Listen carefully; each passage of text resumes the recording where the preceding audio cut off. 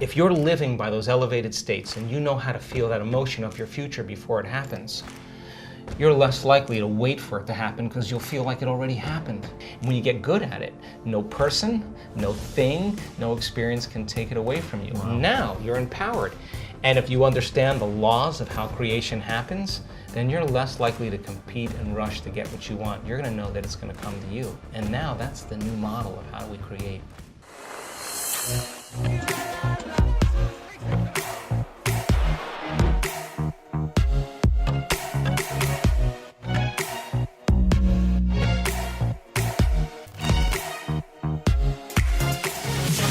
Welcome everyone to the School of Greatness podcast. We have the legendary Dr. Joe Dispenza in the house. Good to see you, sir. Good to see you, Liz. Excited about this. I think I first learned about you in What the Bleep. That was years ago, right? Mm-hmm. Yeah, that was over 10 years ago. 10 years ago. Yeah. And that was the, correct me if I'm wrong, that was the movie, documentary movie, where they talked about that science experiment with the water, right? Mm-hmm. Is that the same movie? Yeah, that's the same movie, yeah. And what was that whole theory and methodology? What was that about? Well, just water has a very interesting response to thought. And the properties of water make it very unusual. It turns out that when you hold a thought that is more constructive or more coherent, that it crystallizes water into certain patterns like snowflakes. And those particular crystals actually are the exact way chemicals enter the receptor sites of cells. When you're feeling limited emotions, anger or frustration or impatience or resentment, the signature electromagnetically, every thought has a frequency, is disturbing. So it actually weakens the molecular structure of water, and you see these very unhealthy patterns. So, therefore weakening the body. Well, the body's 78% water. So you start thinking about how you start managing your thoughts and feelings. And water's just a great way to store information. And that's all it is. Wow. Yeah. Huh. But there was a lot more in the movie besides that. That was the thing I remember. Yeah, a lot of people remember the water. Yeah. That was interesting. Now, you've been working with teaching people how to heal themselves with their minds, right? Overcome disease, overcome any type of chronic illness or pain through the mind, the principle of the mind. I grew up in a religion called Christian Science that did not use medicine. I didn't get vaccinations when I was a kid. My dad wouldn't let me go to the hospital. He wanted to use thought, prayer, the mindset to overcome any pain or any physical ailment. And so this is something that I was learning in a different way as an early kid. When did you start to learn about this philosophy or principle or truth and start applying it to your life? Well, I got run over by a truck in a triathlon in 1986 on the biking portion of the race. I broke 6 vertebrae in my spine, and I was told that I'd never walk again. And so the typical surgical procedure for multiple compression fractures with cord impingement is this surgery called Harrington rod surgery. And in my case, they were going to cut off the backs of parts of my vertebrae from the base of my neck to the base of my spine. And then they screw in these long stainless steel rods, and when you screw those rods into the vertebrae, it acts like a cantilever. It lifts the spinal column off the cord. But the prognosis was I probably wouldn't walk again, and that the surgery was hopeful that it would give me some relief. And I think if it was any other patient, Lewis, besides me, I probably would have recommended the surgery, but this was me, Sure. And I just couldn't rush into it. So I had 4 opinions, from 4 of the leading surgeons in Southern California, and they were adamant that I needed this surgery. All 4 of them? All 4 of them. Yeah, in fact, the medical director of Scripps Hospital at the time was my surgeon. And he thought I had a head injury, or he thought, that I had PTSD, that I wasn't just following his instruction. Anyway, I decided against the surgery, and I thought, well, listen, I'm not going anywhere. I'm not doing anything. I'm basically laying face down. And I thought, well, there's an intelligence that's giving us life, that's keeping our heart beating and digesting our food. It really knows how to heal way better than me. This innate intelligence is what's giving us life. And I thought, well, if it's an intelligence, it's a consciousness. And consciousness is awareness, and awareness is paying attention. So it must be paying attention to me. So I said, look, maybe I'll just spend the rest of my time trying to connect to this intelligence and give it a plan, give it a design, give it a template. And when I was really present and complete with that design, I would surrender this creation to this greater mind and allow it to do the healing for me.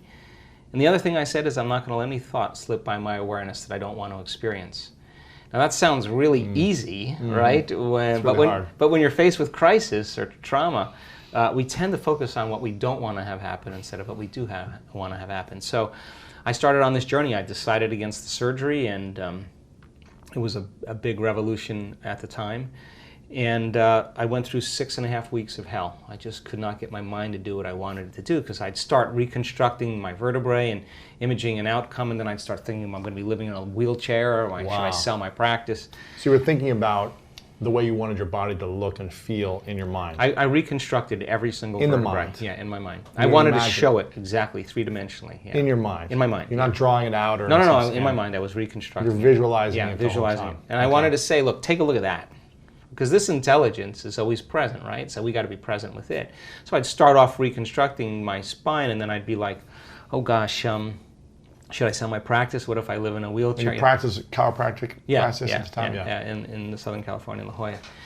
So I couldn't get my mind to do what I wanted to do, and then after 6 weeks, I just went through the whole thing, and I felt like I hit a golf ball right in the sweet spot. Something clicked, and from that point forward, what took me 2.5 or 3 hours to do, I was able to do in 45 minutes. I was firing and wiring, these new circuits, and I was practicing paying attention.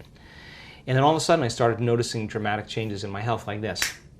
And the moment I started noticing changes in my body, what was going on outside of me, and I started correlating at what I was doing inside of me, now I was just hooked, and I just started doing it with more passion and more sincerity. Anyway, back on my feet in 10.5 weeks, back training at 12 weeks, back in my clinic, and I just made a deal with myself that if I was ever able to walk again, I'd spend the rest of my life studying the mind-body connection and mind over matter. And then that led me to just stop everything in my life. I just wasn't the same guy. I'd just been initiated into something, and sold my practice, sold my home. You sold it all? Sold it all, moved to the Northwest, and just started asking bigger questions like, who am I? Why am I here? What are we doing? What happens when we die? And how did all this happen for me? What was the process? I started studying the science behind it, and I couldn't find it in any conventional textbooks, because this was unconventional, right? And miraculous is kind of unconventional. So I started studying quantum physics and neuroscience and epigenetics, and it started making sense. I started building this model of understanding. Then I asked the fundamental question, has anybody else done it?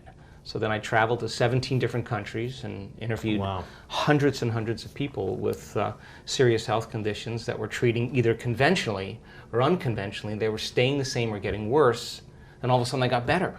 So what was the cause that produced the effect, And the stories and what I learned was so amazing. I went back to school and studied neuroscience, because mind was such a strong element. It wasn't diet, it wasn't celibacy, it wasn't any of those things. It was just really this element. And so then I was able to figure out that there were 4 common things.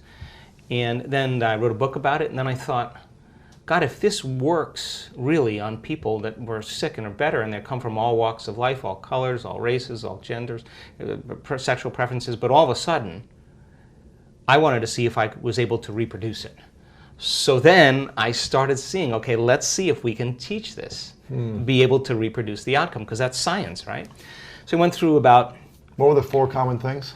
The first one was that they all believed and accepted that there was an intelligence that lived within them that was giving them life. And these people you interviewed who had injuries that overcame them? No, these are people with cancer, MS, lupus, Parkinson's disease. Who got better? Yeah, just spontaneously. It's called a spontaneous remission. So they believed there was an intelligence. There was some invisible life force that they were connected to, that they felt like they had lost their connection to. They became separate and disconnected from. And that when they got the diagnosis, they woke up and said, man, I got to connect again, and I got to connect to my essence. And so they developed a relationship with it, just like you develop a relationship with anybody. It takes time. You got to be present. You got to connect. You got to experience. You got to be present. All of these things are important elements. So that was the first thing. The second thing was that they realized that it was the mismanagement of their emotions and the hormones of stress that really began to create their condition.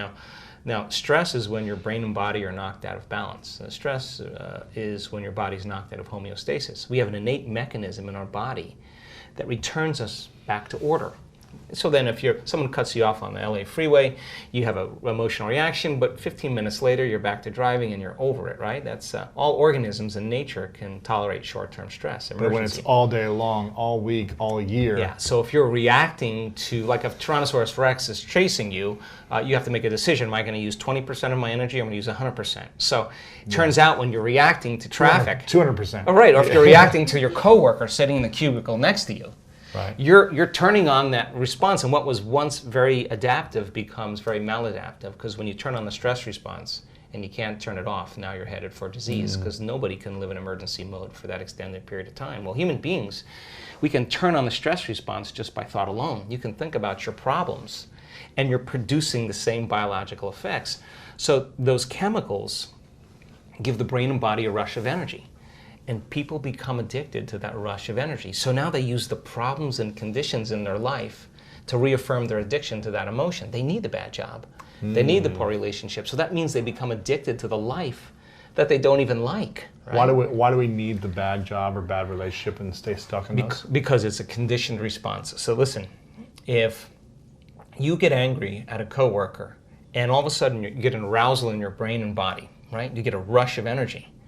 When you start noticing that your body starts dropping, your brain starts noticing your energy starts dropping, you're automatically going to have the image of the coworker in order to what? Give your body the next jolt, right? So all of a sudden, people become addicted to their own thoughts, right? So these people realize that, oh my God, I've been mismanaging my attention and energy, and I gotta get beyond my past. I got to get beyond these emotions. I got to make some big changes. I got to break the habit of being myself. You know, I got to stop being this person. Now, that sounds really good theoretically and philosophically, but change is such a hard thing, right? Because the moment you come back to your senses and you step back into your life and you see that person, or you go to that place, or you're with that experience, so many people are unconsciously reacting in their thoughts and feelings to everything in their environment. So now their environment is controlling how they think and feel. So they realize that in order to change, you got to change the environment. They got to be greater than their environment, greater than the conditions in the world, greater than the circumstances. Be mindful of that every time Stay it comes conscious. up. To be like, okay, I'm going to think differently. Right. I'm not going to react this way. I'm not going to go back. I'm not going to go back, because the moment you start reacting emotionally, emotions are a record of the past. And if those emotions are driving your thoughts, you're thinking in the past. And if you can't think greater than how you feel, and you believe your thoughts have something to do with your destiny, you're creating more of your past, right? So it turns out that the repetition of thinking and feeling and feeling and thinking, these loops that people get caught in, condition their body to subconsciously become the mind of that emotion. Which means now their body, as their unconscious mind, is believing they're living in the same past experience 24 hours a day, 7 days a week, 365 days a year. What's the relevance behind that? Well, the latest research on genes says genes don't create disease. It's the environment that signals the gene that creates disease. The emotional environment or the physical environment? Your environment, any environmental reaction. But if you're reacting emotionally to your environment the same way, you're signaling the same gene in the same way, and now you're headed for a genetic destiny. So the hormones of stress push the genetic buttons that create disease. If you can turn on the stress response just by thought alone, your thoughts could make you sick.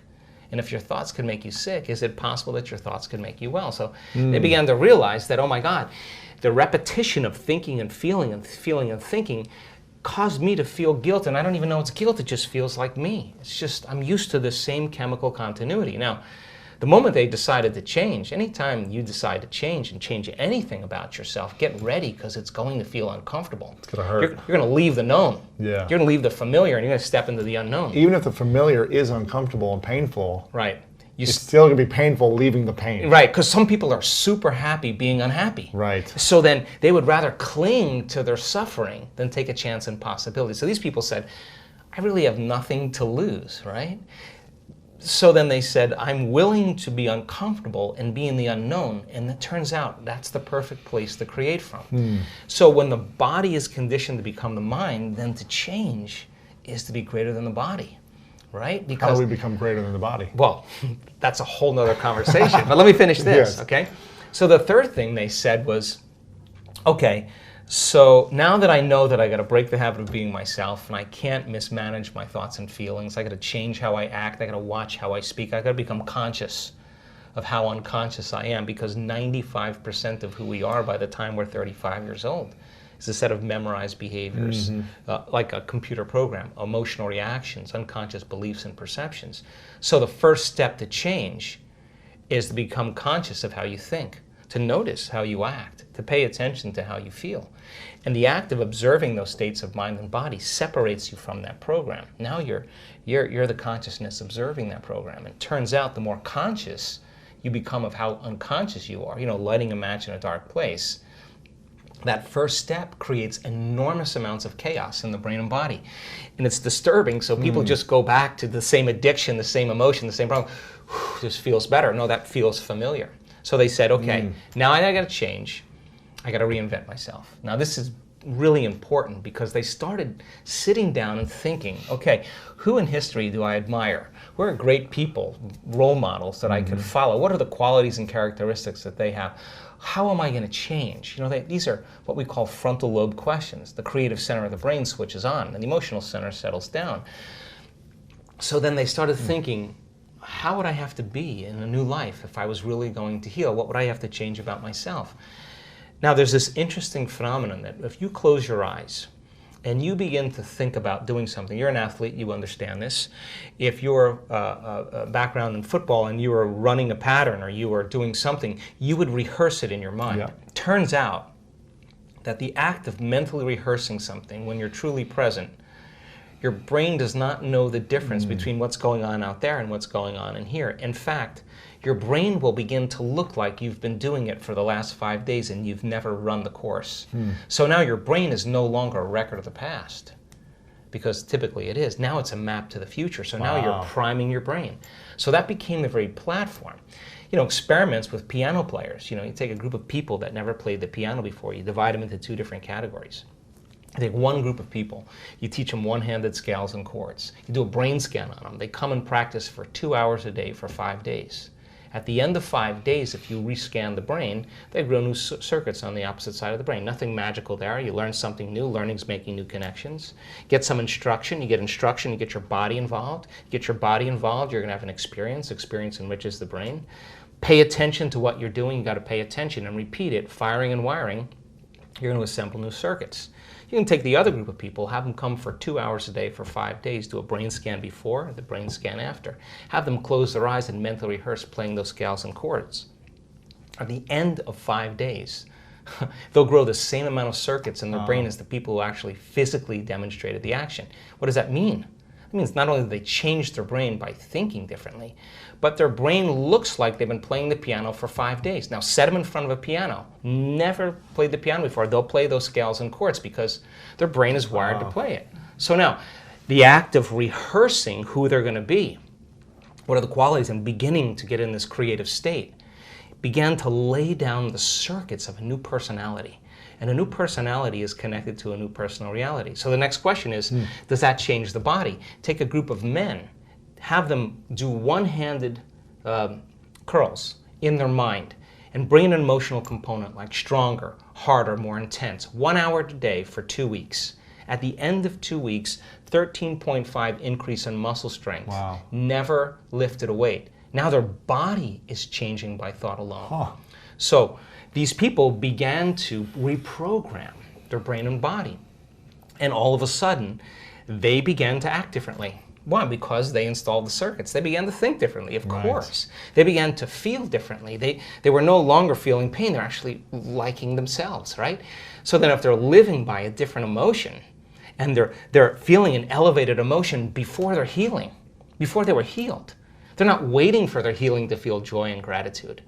They're feeling gratitude and joy. Now their body's believing that it's healed because the body's feeling the emotion ahead of the experience. And if the environment signals the gene and the end product of an experience in the environment is emotion, you're signaling the gene ahead of the environment. And what do genes do? Genes make proteins. And what are proteins responsible? The structure and function of the body. Now you're literally becoming somebody else. And now you're turning down the genes for disease and you're turning up these other genes. So I started to realize that this reinvention process is exactly what we've always done. It's just that we get complacent in certain areas of our life and we stop. Now, the last thing they had in common, the fourth thing, is that when they were doing that rehearsal process, that they had long moments where they lost track of time and space. In other words, they were so involved in their inner world of imaging that when they turn the light on in the room or they lift their blindfold up or whatever they were doing, they thought it was 20 minutes later, and it was an hour and 20 minutes later. And when you're truly focused and you're truly paying attention and you're in the present moment, all of a sudden, you will leave this three-dimensional reality. And when you leave this three-dimensional reality, there's only one other place you go, and that is the realm of thought, and that's called the quantum field. And that quantum field is where all possibilities exist, right? So they were connecting to a field of information that had everything to do with the first principle, which is that invisible intelligence that's both within us and all around us, personal and universal. It is the unifying field that governs everything material in this world. And if you're going to change something material, that means you got to get beyond your body to heal your body. Right. Because if you're your body trying to heal your body, there's one thing that we can guarantee: it's going to take time. It's going to just take a long time because you're playing by the rules of Newtonian physics. You play by the rules of quantum physics. Energy dictates matter. So when you're truly in the field and you're making changes there, then the downward cascade, neurologically, biologically, chemically, hormonally, genetically, is the side effect of what's happening in the field. It accelerates. It accelerates it, exactly. So you do it in less time because you're more connected to a realm that doesn't play by time. This is fascinating because, growing up in this religion that I grew up, it was a constant reminder, a daily practice to think in a certain way, to think that you can never be physically harmed, that you're infinite love, that you're infinite light, your infinite soul, spirit, life, truth, and love, right? It was a constantly taught to me that I'm never able to get physically harmed. And that if you are, that means your thought is off, and you just have to recorrect your thought, and you'll have a healing, right? It's a little extreme for some because, and if you're not, well practiced in it, and if you don't know how to really manage the thoughts and train, then you can hurt yourself. Yeah, exactly. You can really hurt your body, and that's, it happened. Right? Yeah. It happened for times. But I use this, philosophy, strategy, technique, idea in sports. And I would rehearse constantly, like you talked about, I was constantly rehearsing the games, what I wanted to create for the season, for my body, for my life. And it just seemed like it would always happen. I would rehearse constantly over and over and get lost in my thoughts. You call it the quantum field, is that what you call it? So I was in the quantum field to be on the physical field. I was playing in the quantum field just like I'd be playing on the physical field. Exactly. And I remember I would watch game film of world record holders in track and field and football and watch them every single night and mentally rehearse the same movements they would have before I would fall asleep. And then I would practice the next day. But I was constantly rehearsing in my mind how I wanted to show up. I was rehearsing this moment. In my life, 10 years ago, I was rehearsing what I'd be doing this year in my life. Do you do this on a daily practice for yourself? And if so, how does that rehearsal look like? I do. So two things I wanted to say about that. I mean, first of all, this is really not for everybody. I mean, because it's like pregnancy. Either you are or you're not. I mean, there's no in between. A little pregnant? You can't be kind of a little pregnant. Either you are or you're not. And so you can't. Who is it for and who's it not for? Yeah. What I found is that when I started studying spontaneous remissions, it was for people who had reached the end of their emotional belief where there was no longer any answers. The doctors gave up on it, they had nothing else to do, right? And so they changed everything about themselves. And some of them were physicians, It's just going like, wow, well, what have I been doing? But now fast forward to today. I mean, in an age of information, ignorance is a choice. I mean, you got so much information. You don't need a doctor. You don't need a teacher. You don't need a priest or a minister to gain information. You don't need an authority, right? Technology gives us the very quick information. So now people are informed. 20 years ago, a doctor said, do you have this health condition? You believed it. Yeah, and not only that, you signed on the dotted line and you got the treatment or the surgery. Fast forward to today, everybody just kind of goes, wait a second. There's multiple opinions, yeah, let me get this. You go home and you research it and you say, I want to try this. So now all of a sudden people are taking their power back. So people are more informed. So surgical procedures, pharmaceuticals are not always the first choice for people because there's other ways. And people only do the best with what's available. So now information has scaled and changed the way people face off with health conditions. And now people are coming into this, number one, if they have a health condition, that they can self-correct. And number two, there are people that are saying, if I'm headed for a genetic destiny, because my mother had this health condition, my father had this, and I know the gene doesn't create it, but how I act and how I feel is going to signal the same gene. Well, I'm going to just change my genetic future. So now people are super proactive in the process, right? So that's point number one. But point number two is that if you start realizing that this is actually possible, and I can tell you that without a doubt it is, because we were talking before we started, the things that I'm witnessing, I mean, if in the beginning it was just like a person got a little better, you felt a little this, a little that, you know, their food allergies went away, and, but then all of a sudden we're talking about, in our last event, 2 people with stage 4 cancer, completely reversed. Wow. A woman with a very serious neurological disorder, they couldn't even name it. Crutches, the whole bit, left the event, no crutches. Well, how did she do that? Well, let me ask you a question. If she doesn't look like a movie star and she's not buffed and young and attractive and successful, she's just like a normal person, and you listen to this person's story, and there's 1,000 people listening to that story, you're going to scratch your head and say, wow, if she can do it, so can I. And just like, you know, an infection spreads amongst a community that creates disease, health and wellness can be as infectious as disease. Right. So do I use it? Yes, but not in the way that people think. Like, I'm not interested in success. I've had it. I know that that's an important element. I think success is a side effect of who you are. But what am I after? I'm after making a difference in the world. I want people to become empowered. So my rehearsals, my meditations, and connecting are all about the next thing that we can push the envelope for. In other words, if that person healed themselves of that health condition and this person healed themselves, is it possible for that person to heal another person? And if they can heal that other person, which is now happening, is it possible to heal somebody on the other side of the planet? But you just have to build the model and then come up with the science to be able to piece it together. And science, turns out, is the language to help to demystify that process. So I now know, without a doubt, if you give people sound scientific information, and every time they learn something new, they're adding new connections in their brain. That's what learning is. Wow. And if they can begin to pay attention for just 1 hour, now they're causing jungles of neurons to begin to organize as a platform of understanding. If I say to you, now turn to the person next to you and explain what I said, and we do this in our events, if you can turn to the person next to you and explain what you said, you've wired it in your brain. What's the relevance of that? Now, you're installing the neurological hardware in your brain in preparation for an experience. And if the more you understand what you're doing and why, the how gets easier. Right. And if nothing's left to conjecture, superstition, or dogma, or spiritual New Age stuff, but it's grounded in science, you're going to have more intention behind what you're doing, and you're going to assign more meaning to it. More believable. Exactly. Not just blind faith. No, it's something's backing it as right. well. Yeah. And then if we can set up the conditions in the environment and give people the proper instruction, and on those people that get their behaviors to match their intentions and their actions equal to their thoughts, think of their mind and body working together, they're going to have a new experience. And that experience then is going to enrich even more circuits in the brain. The end product of an experience is an emotion. And all of a sudden, they're going to feel unlimited. They're going to feel empowered. They're going to feel successful. They're going to feel worthy. Now they're teaching their body chemically to understand what their mind is intellectually understood. Knowledge is for the mind, but experience is for the body, and they're embodying that information. Well, they've done it once, should be able to do it again. And while you keep repeating the experience, you know this as an athlete, it's going to become automatic. Right. It's going to become innate. It's going to become second nature. It's going to become who you are. You don't have to think about it any longer. So take a person who was abused as a child with an alcoholic parent who has a very rare genetic disorder.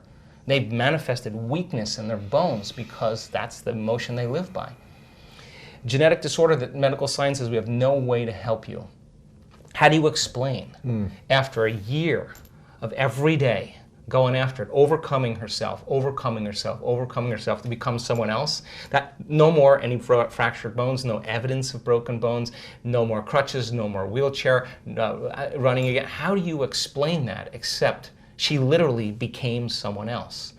She became somebody else. The disease existed in the old personality. She's not that person any longer. Wow. Now, so biologically, that's absolutely possible. So for me, I chase the mystical.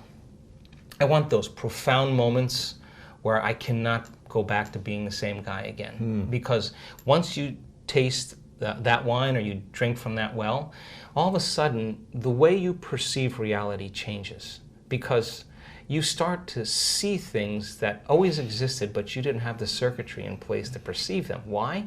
Because the inner event is an experience.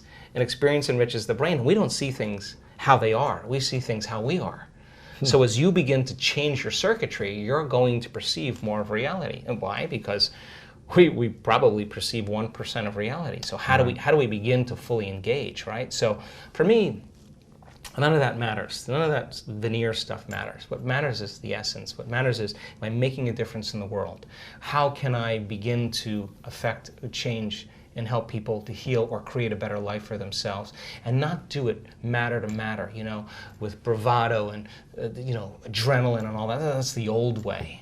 This is about connecting, and instead of going and getting it, creating a field where you draw it to you, and the synchronicities and the coincidences and the opportunities that are coming to you as a result of you doing the inner work.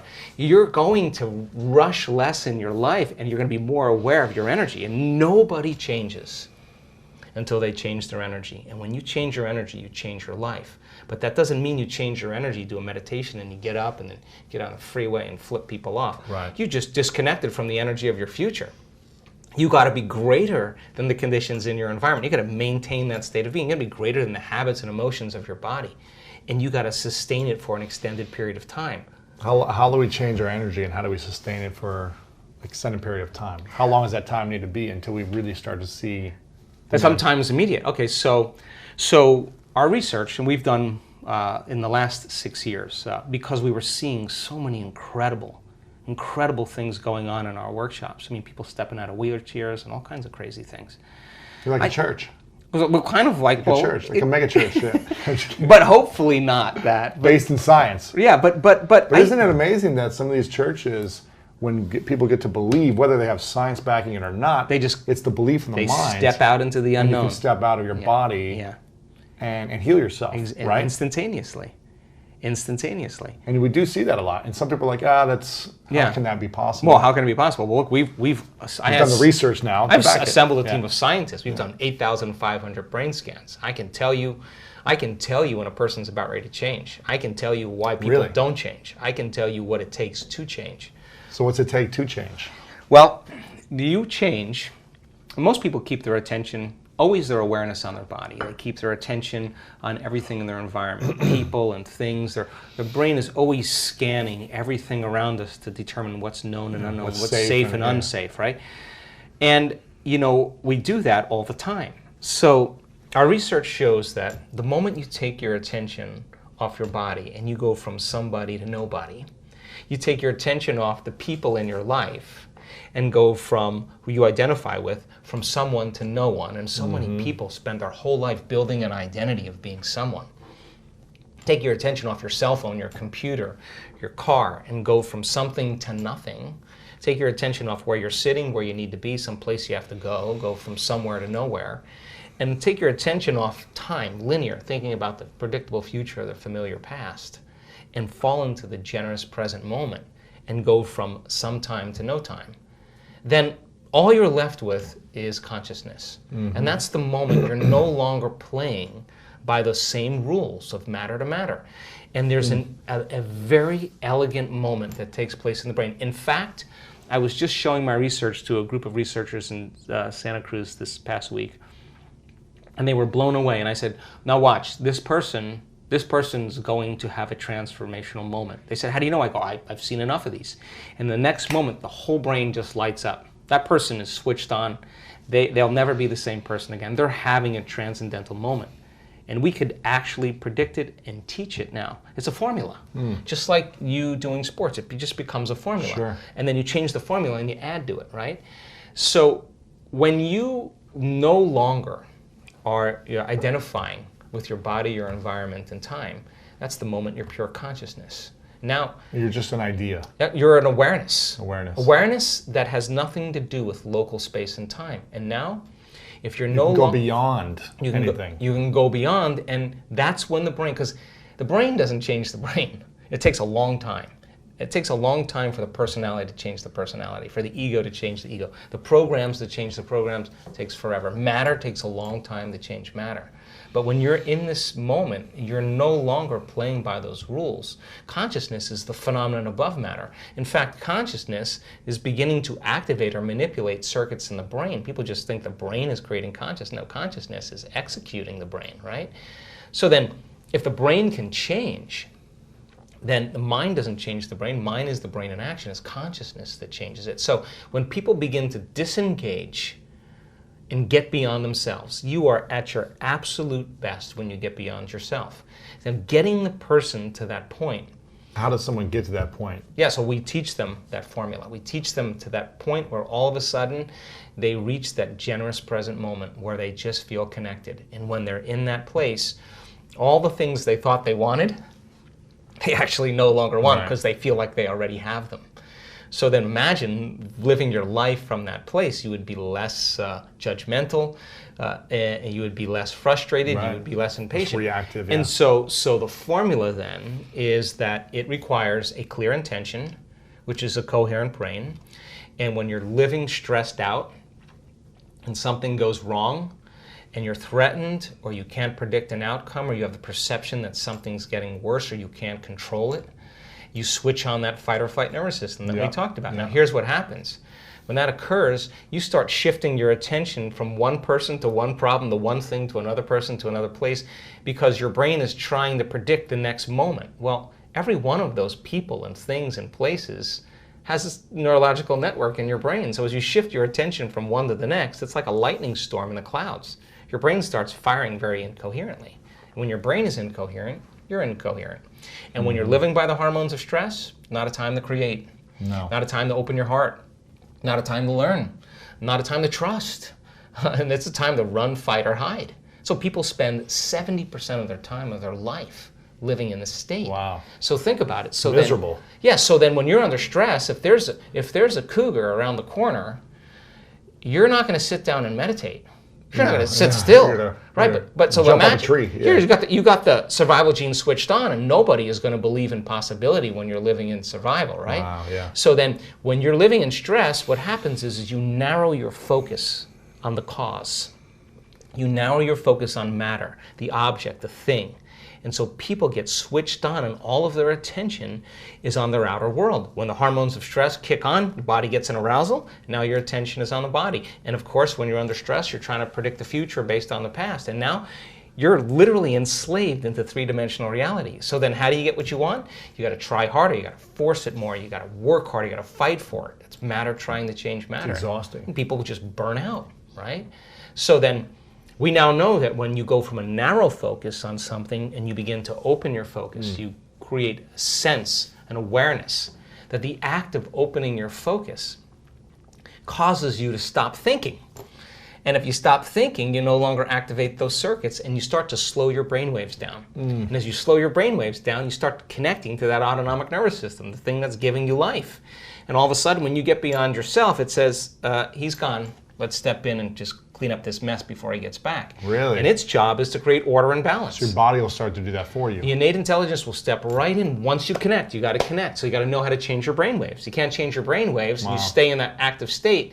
You're basically moving furniture around. You're analyzing your life within some disturbing emotion. And I can tell you, after looking at all those brain scans, if you're analyzing your life within some disturbing emotion, you're going to make your brain worse. In fact, you are thinking in the past, right?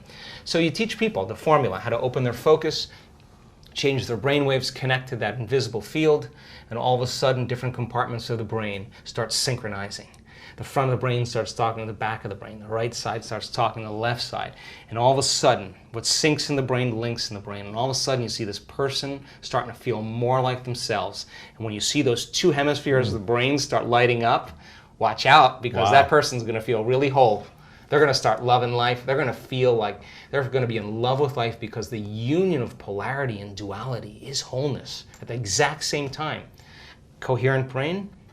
When you're resentful, when you're judgmental, when you're impatient, your heart beats out of rhythm. Why? You're stepping on the gas and you're stepping on the brake at the same time.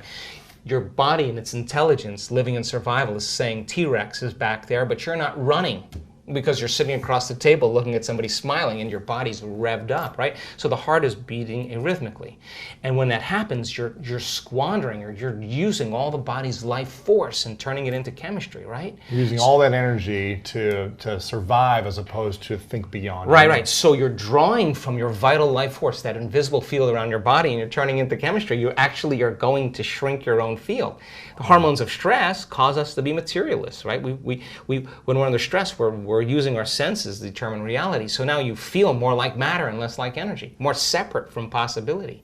So then, to teach a person then how to regulate that heart center. And we do this, we've done 6,000 heart scans. Why? Because if I can teach you how to get in that heart state, and I can teach you how to activate that center, and I can teach you how to regulate an elevated emotion, the heart starts to create a very coherent signature. And when the heart starts beating like a drum, like dropping a pebble in water, it begins to produce a measurable magnetic field up to 3 meters wide. Now you're more energy than matter, more wave than particle. Wow. Now, that field that's being created is measurable, and that's an energy, and energy is frequency, and all frequency carries information. So what is the information when it makes it here? But you're sharing into the world. Yeah. It could carry the thought of your healing. Why? Because it's consistent with the energy. Guilt isn't going to carry the thought of your healing. It's a different frequency. And all of a sudden now, the person is elevating their emotional state, and they're allowing their thought to be carried on that frequency. They're broadcasting a whole new energetic signature. But thoughts are the language of the brain, and feelings are the language of the body. And how you think and how you feel creates your state of being. So then the question is, if you keep practicing creating that state of being, it should become familiar to you, yes or no? Yes. The word meditation literally means to become familiar with. So then if you're practicing moving into these elevated states and your heart is coherent and we're measuring, and I can say, Lewis, you got it. Now do it for 30 minutes. Now do it for 60 minutes. And you practice creating that coherence. You'll know when you're there and when you're not, yes or no? Sure. And then you would be able to say, like a skill, like anything else, give me a minute. I'm going to step out, and you're going to go back in the heart coherence and bring up that state. How do we get there in the heart? Oh, well, then we practice a formula. Again, rest your attention, start calling up elevated emotions, and when you start seeing that starts happening, then you sustain it, then you keep practicing, and all of a sudden, it gets longer and longer and longer. Now, what's the relevance behind that? Well, we've measured neurotransmitters. So when a person actually activates their heart, the heart releases a chemical called oxytocin. Oxytocin is actually the love chemical. Oxytocin signals nitric oxide. Nitric oxide signals another chemical called endothelial-derived relaxing factor. What does that do? Causes the vessels in your heart to swell. Wow. You will literally have energy in your heart. You will literally feel like your heart is full.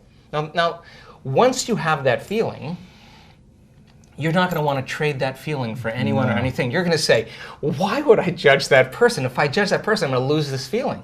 Now, all of a sudden, you're self-regulating. Now, once the heart is activated, I just was at the research lab this week. Once the heart is activated, it acts as an amplifier, and it amplifies energy in the brain. So once you start opening that heart, and it begins to signal the brain, you're going to suppress the survival centers. In fact, the research shows it will reset your baseline. In other words, if you're anxious and vigilant, and you learn how to self-regulate, you'll actually reset the baseline, and you'll say, well, the trauma was 15 years ago, I saw somebody get murdered or whatever, and then we'll say, yeah, but the moment the heart, not the brain, it's the heart that actually resets the amygdala. And all of a sudden, the person switches down, and all of a sudden, like, I just don't have anxiety. We have thousands of brain scans with anxiety and depression from people from all walks of life. They've reset. And all of a sudden, they don't have that anxiety. They don't have to take medications or do anything else. They know how to self-regulate. Where does all anxiety stem from? Anxiety is doing this. Living in the survival. When you're living in survival, I'll tell you this. When the survival gene is activated, out of the infinite potentials in the quantum field, you'll always choose the worst case scenario. Why? Because if you're in survival and you're preparing for the worst, there's always better chances of surviving if anything less happens. So people are always selecting the worst thing in their mind, and they begin to emotionally embrace that future before it happens. Thought and emotion, you start conditioning. So you're conditioning the body to become the mind of fear. You keep doing that enough times, once the body becomes the mind, it's a subconscious program.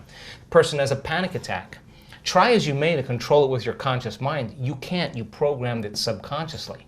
Now you worry about the next panic attack, and now as you start worrying about the next panic attack, it's the vigilance that creates the next one. Wow. Now here's what's happening in our work.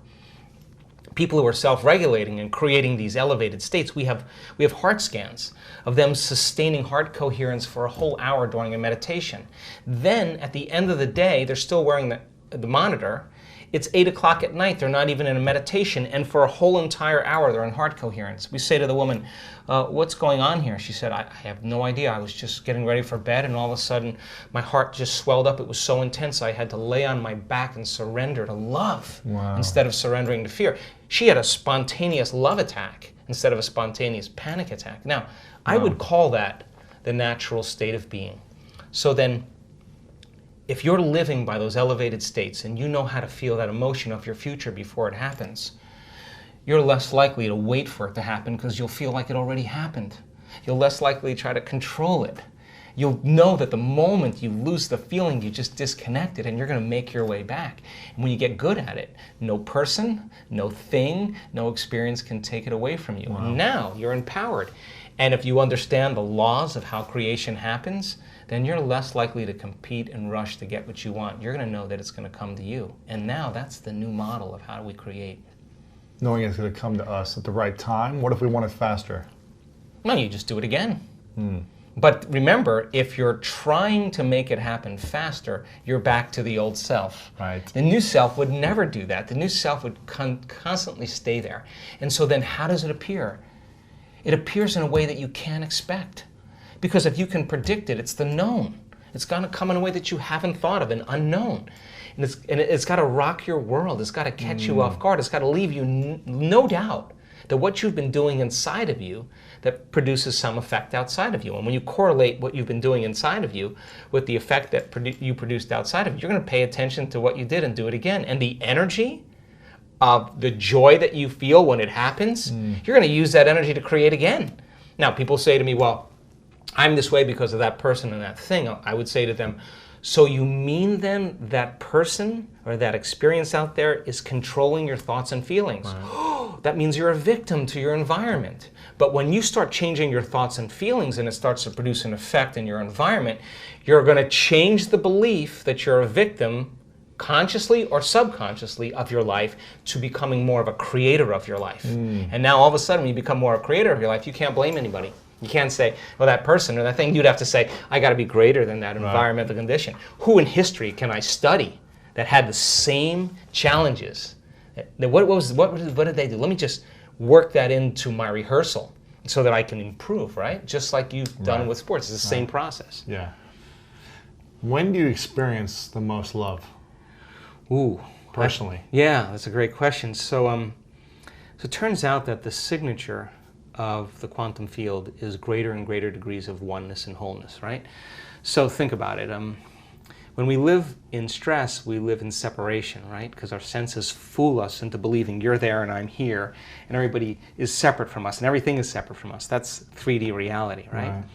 But as you start opening this center, all of a sudden, when you become nobody, no one, no thing, nowhere, and no time, right? That's the moment that your consciousness lines up with the consciousness of the field. That's when you are totally present.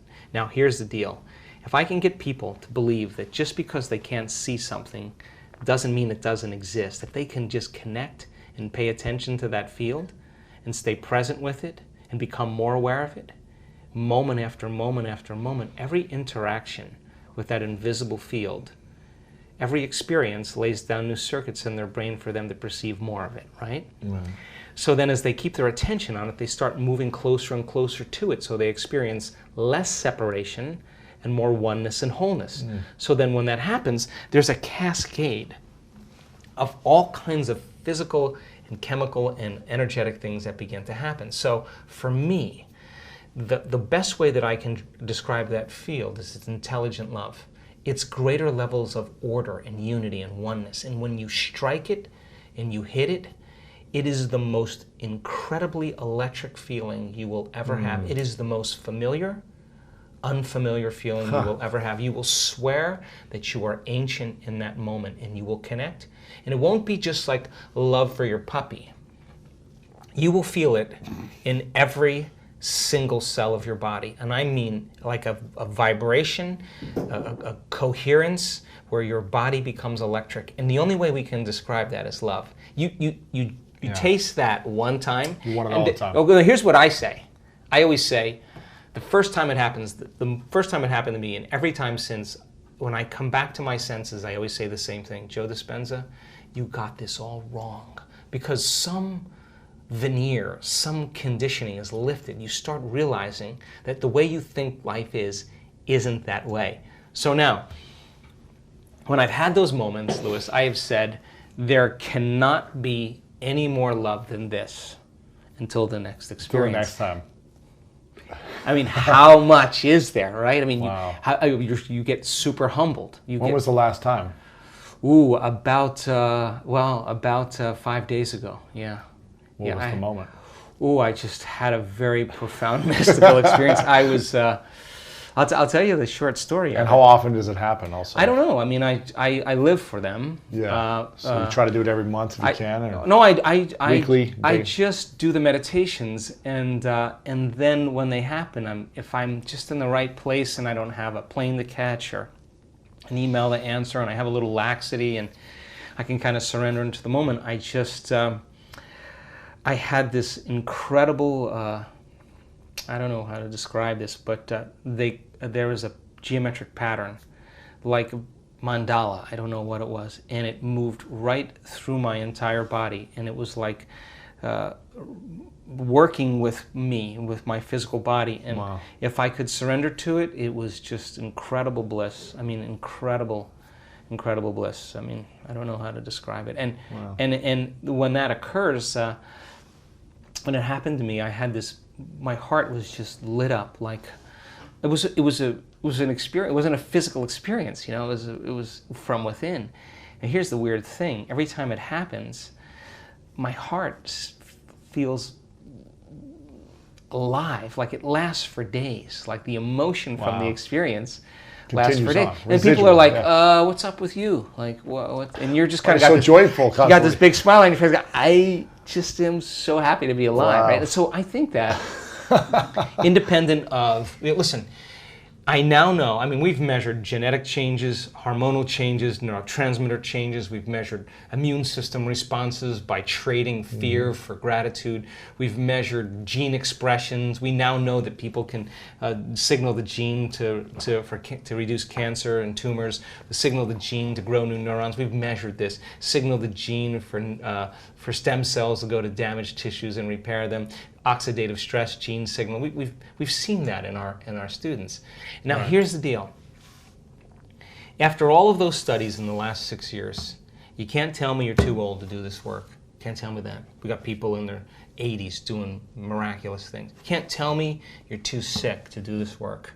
We got people that were at the end of their life, stage 4, and turn that battleship around. Wow. You can't tell me that you had too turbulent of a past to do this work. People that were really rough pasts that are now free.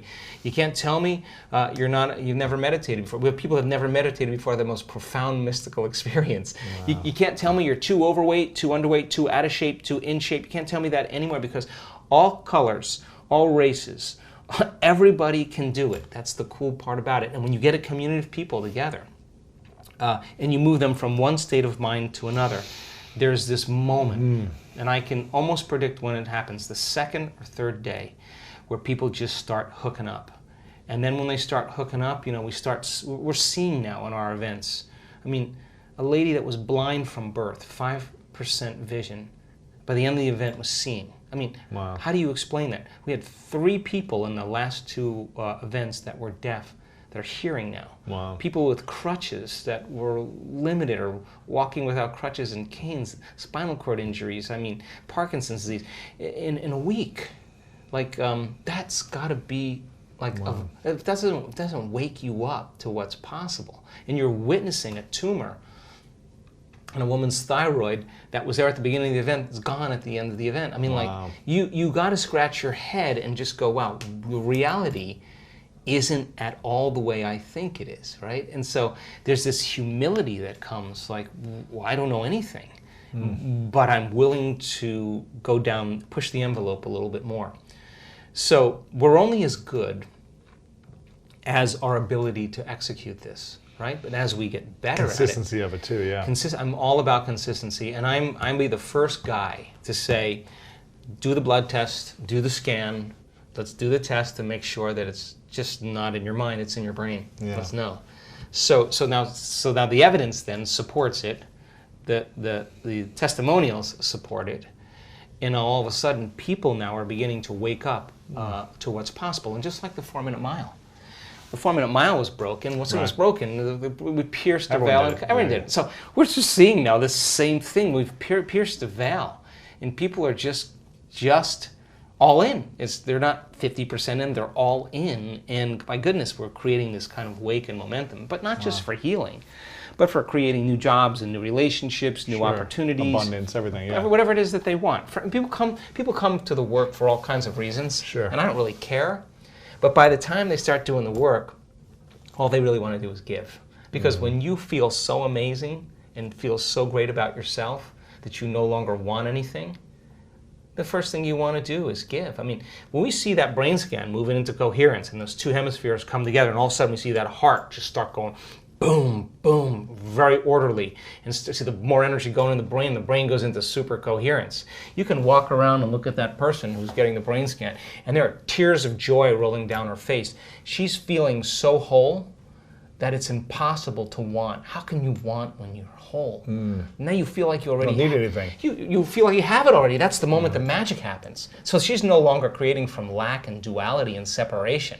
Scarcity, yeah. Scarcity. She's feeling like it already happened. That's a very profound signal in the field. That's dropping a big stone in the water and it's producing some big waves. And things are starting to manifest. She's attracting synchronicities, everything. Yeah, now she's drawing it to her. So then, if you're doing that, to answer the original question, is that then if you keep practicing that, then you got to get up and maintain that modified state of mind and body your entire day. And it's just a practice. And as you do that and you start seeing all the fun things happening, it's not like, oh, I got to go create my life today. Right. You're like, I got to go because I don't want the magic to stop. So I just do it because I love the crazy, magical, wonderful things that happen that I would just never anticipate in my life. And so people are catching on to it, and they start coming for one reason. They want money or they want health, but it's not about your money. It's not about your health. It's not about your new relationship. It's not even about the mystical moment. It's about who you become in the process, because overcoming all those limitations to become somebody else, nobody can take that away from you. Wow. And do you feel like you've answered those questions for yourself? Who am I? Why am I here? What am I doing? Yeah, I think so. I think, though, that... Or is there questions you still haven't answered? No, I mean, it's not that there's questions that I still haven't answered. It's just that I'm always changing my answers. Because I'm not... I mean, even my definition of surrender, just from 6 months ago, is not even close to the same definition that I have today. What's the definition now?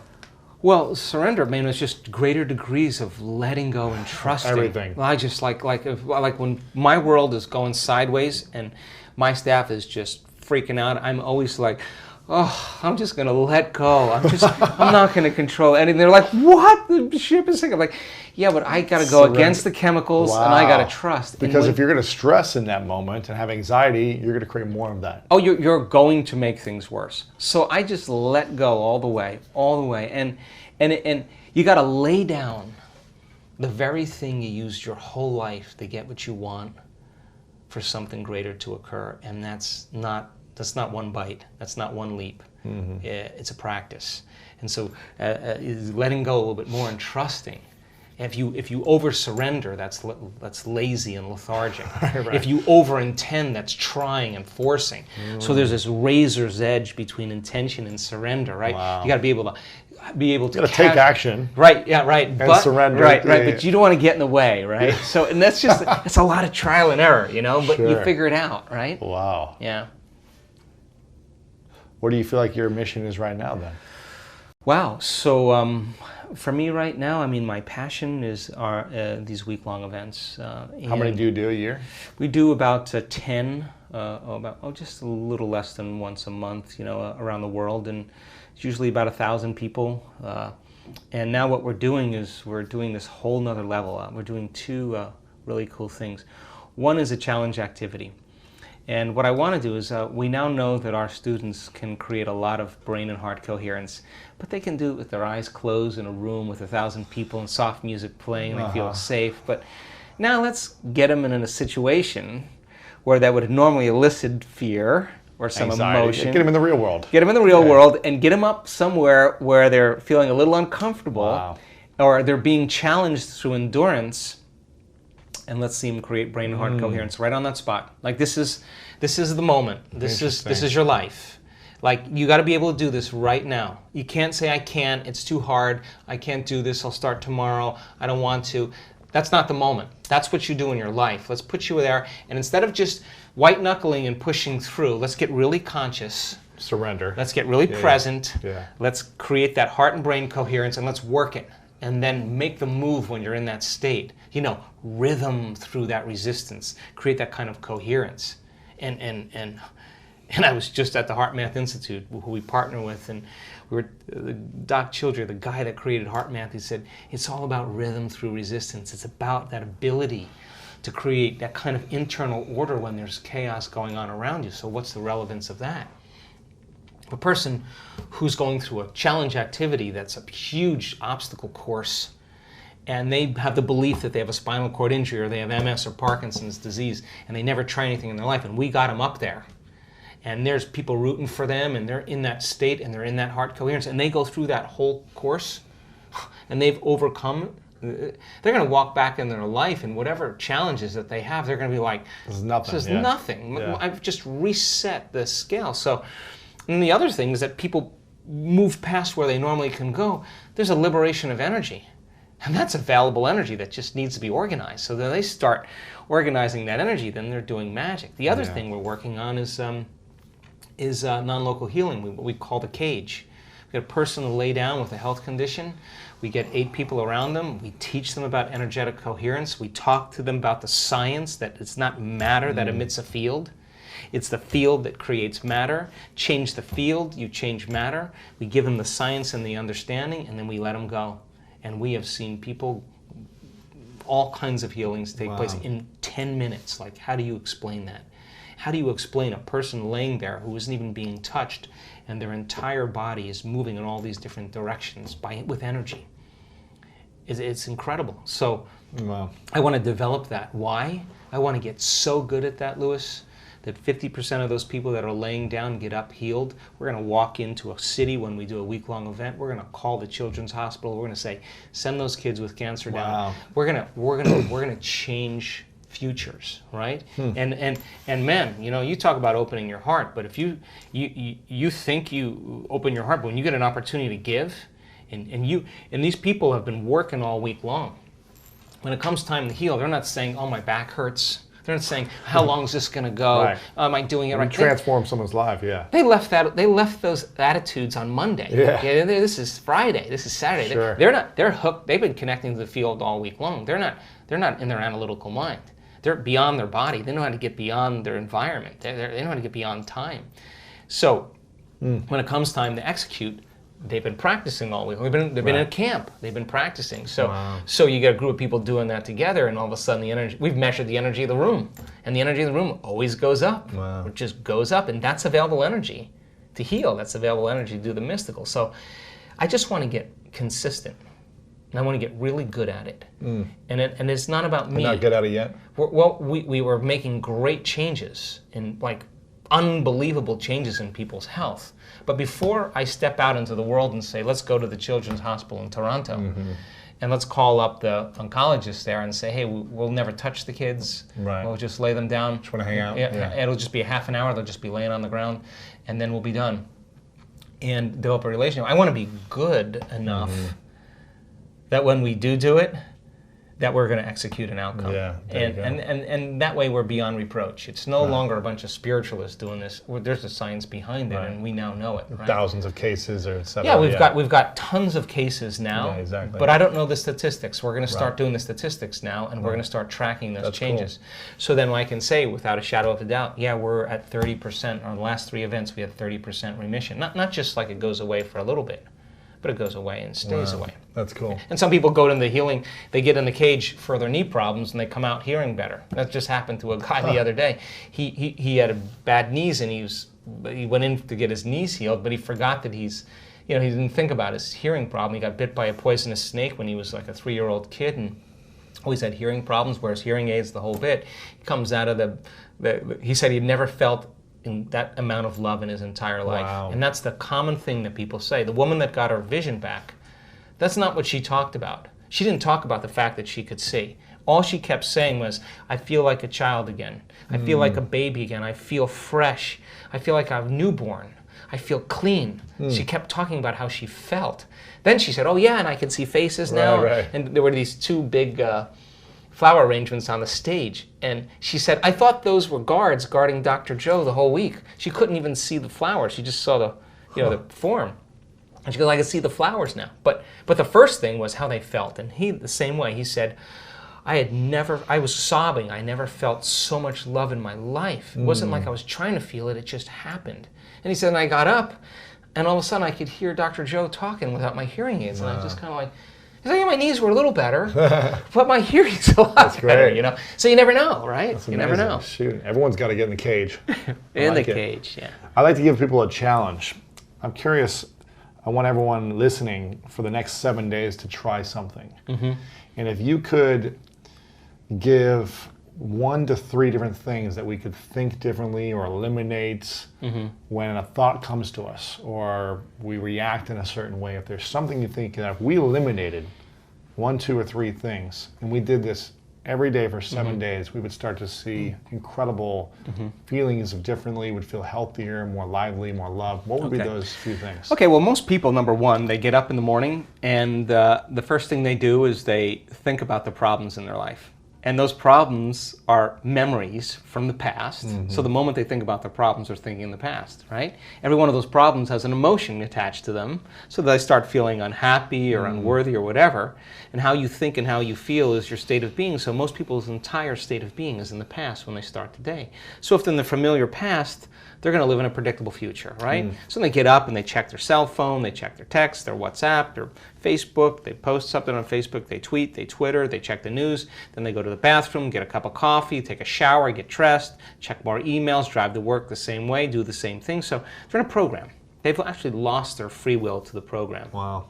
So if you start your day, and you start your day with this simple question, what is the greatest ideal of myself that I can be today? You ask yourself that question.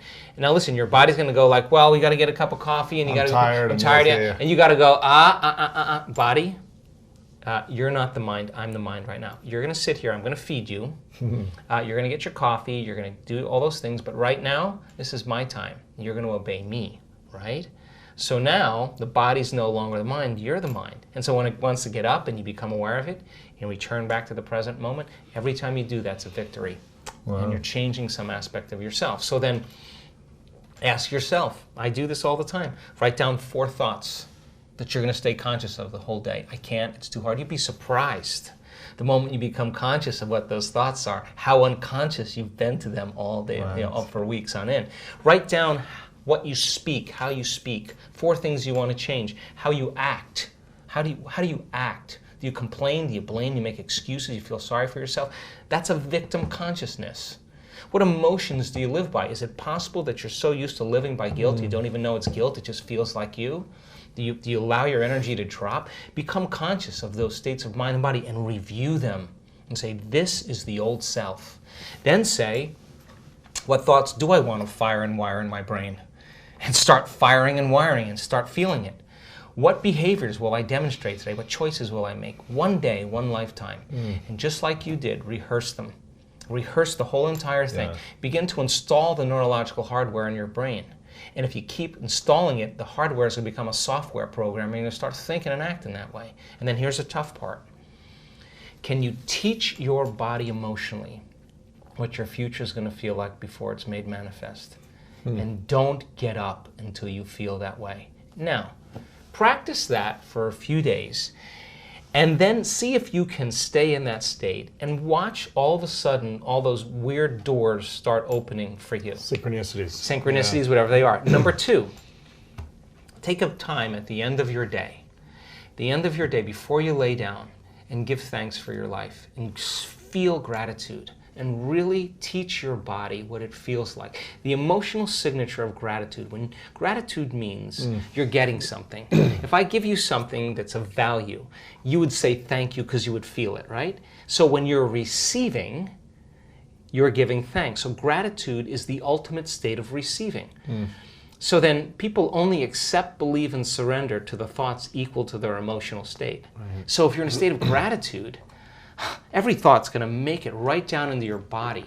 If you're saying, I'm healthy, I'm healthy, I'm healthy, I'm wealthy, I'm wealthy, I'm wealthy, and your body's programmed in negativity, it's saying, no, you're not, no, you're not, no, you're not, that thought's going to stop right here. So as you elevate your state, there are about 1,200 different chemical reactions that go on in the body that begin to restore and repair the body in a state of gratitude. And so we've done the research to prove that. 10 minutes, and just feel it with all of your heart.